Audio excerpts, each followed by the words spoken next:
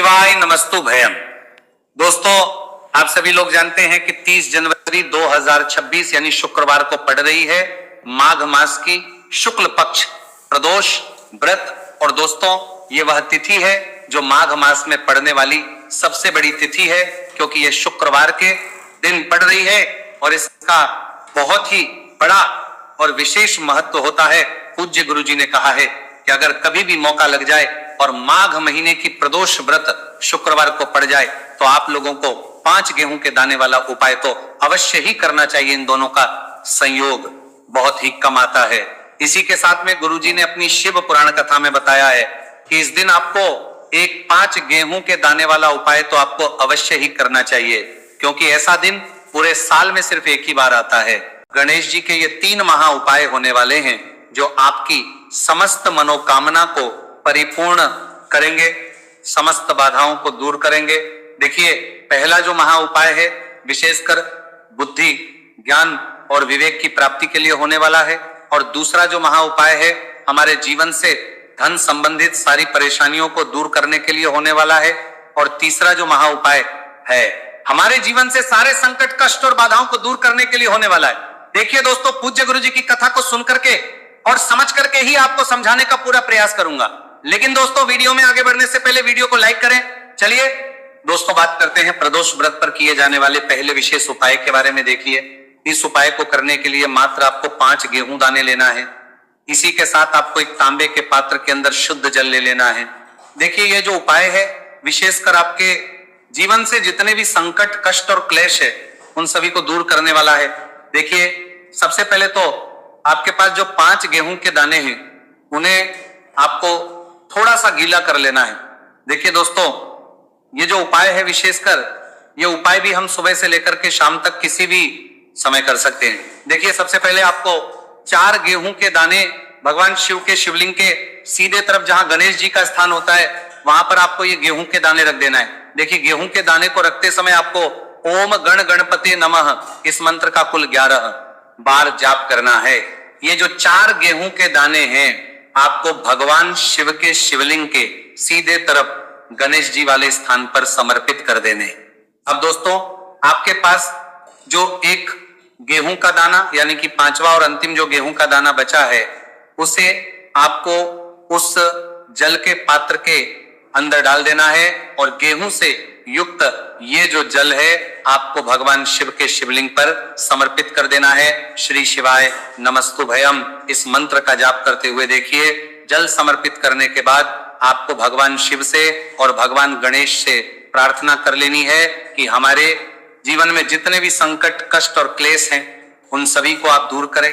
साथ ही साथ हमें हमारे जीवन में बुद्धि, ज्ञान, विवेक और ऐश्वर्य की प्राप्ति हो।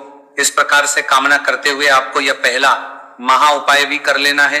अब दोस्तों, हम बात करते हैं दूसरे उपाय के बारे में। देखिए, इस उपाय के लिए मात्र आपको 3 हरी इलायची लेना है। हरी इलायची आपको साबुत लेना है, खंडित नहीं होनी चाहिए, इस बात का ध्यान रखें। इसी के साथ आपको एक मिट्टी का दीपक लेना है। दीपक के अंदर आपको गोल बाती का प्रयोग करना है और उसे आपको शुद्ध घी से तैयार कर लेना है।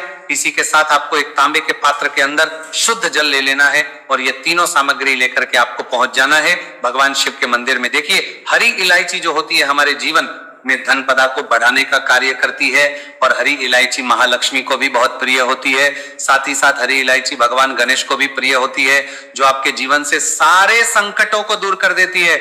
हरी इलायची भगवान शिव को भी बहुत प्रिय होती है, जो हमारे जीवन में धन संबंधित सारी समस्याओं का अंत कर देती है।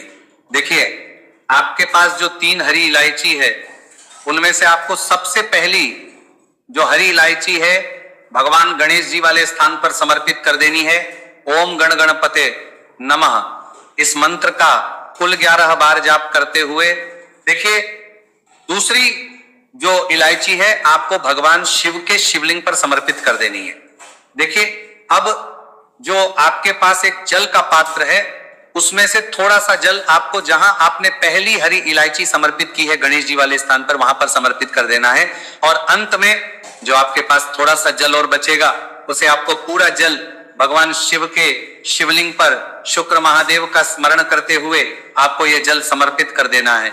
अब दोस्तों, आपके पास जो एक दीपक है उसे आपको प्रज्वलित करना है और आपके पास जो तीसरी हरी इलायची बची हुई है उसे आपको उस दीपक के अंदर डाल देना है और इस दीपक से आपको भगवान शिव की आरती उतारना है। यानी कि इस दीपक से आपको भगवान शिव की आरती कर लेना है और अंत में आपको भगवान से प्रार्थना करनी है कि यह जो धन मेरे जीवन में समस्याएं चल रही हैं ये सभी समाप्त होने लग जाए। इस प्रकार से आपको भगवान गणेश और भगवान शिव से प्रार्थना कर लेनी है और ये दूसरा उपाय भी आपको कर लेना है। देखिए दोस्तों, अब हम बात कर लेते हैं तीसरे महा उपाय के बारे में।